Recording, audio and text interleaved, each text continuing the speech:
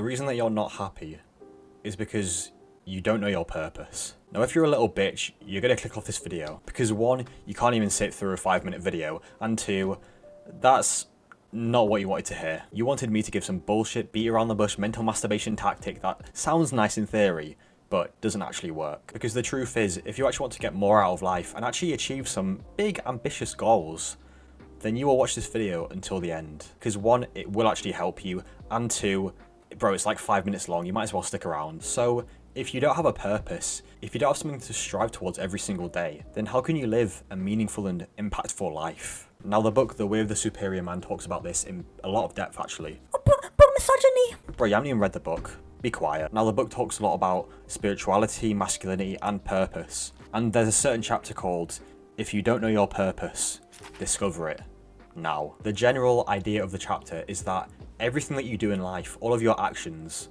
should align with this one core purpose. And this is why you find yourself never really getting anything done, or just kind of going through the motions, but nothing feels right, and it's because your actions don't align with your purpose. Now, how do you actually go about discovering this purpose? Well, the first thing that you can do is get a pen and paper and just write down all of the things that you really enjoy doing. And don't say some bullshit like, oh, scrolling on my phone. Because that's bullshit and you're just an addict to technology, let's be honest. A good example for me would be, I enjoy walks in nature, I enjoy making these videos. If no technology existed, if there was no phones, no TV, none of that bullshit, what would you genuinely want to do? Then what you have to do, and this is a very unsexy answer by the way, it's probably not what you want to hear, but it's the truth, is that you just got to sit there with the pen and paper and just think. Think about, what do I truly want in life? Now, to get the full benefits of this, you must stay away from technology. Because imagine this, imagine you're trying to find your purpose and you're just thinking and journaling, but in your spare time, you're going on your phone, you're going on Instagram, you're scrolling, you're seeing all these people living a great life, the nice car, the nice house, and their desires, what they have, is getting pushed onto you. Because truly, that's probably not actually what you want, but it's what you think you want because you see it on social media all the time, you know, the nice car, the nice house, the great body.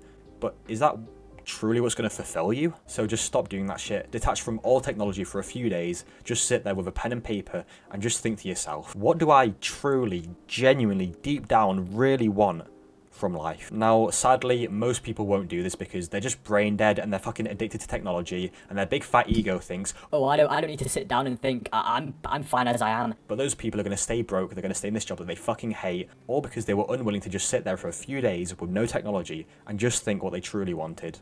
They're going to stay miserable, but you're not like those people, and so you're actually going to take action on this. Now, if you can't actually think of much, which is completely fine, just think of some activities that you've been curious to try, or stuff that you would be willing to try out doing. And another very good question to ask yourself is, what caught my curiosity as a child?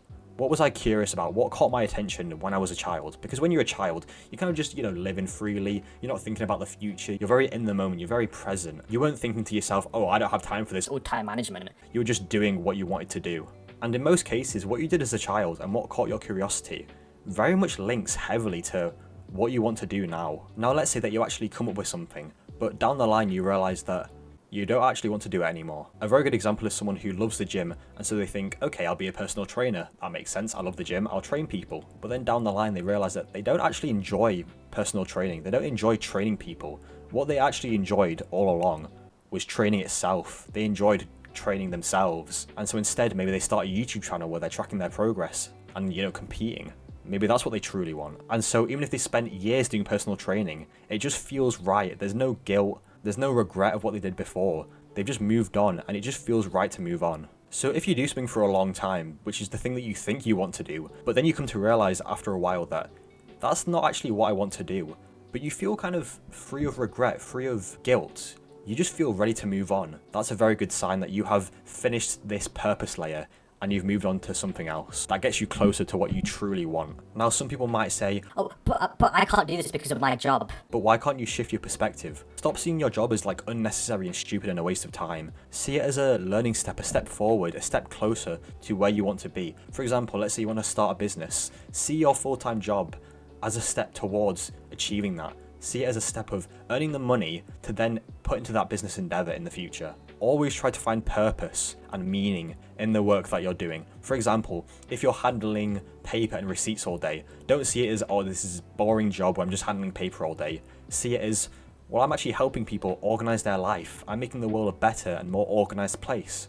That's a much healthier view, and it will make you a lot more enthusiastic to actually get to work. Even if there's something that you have to do right now that you think is a waste of time, just change your perspective to gain, a better outlook of it. With that being said, the best way to find your purpose and become happier is just think to yourself, what do I truly want? Sit with a pen and paper and just think. And trust me, eventually it will come to you. It's the unsexy answer, but if it means finding out what you truly want from life and not wasting any more time on stuff that you don't enjoy doing or doesn't align with that purpose, then it's 100% worth it. Thank you for watching and stay focused.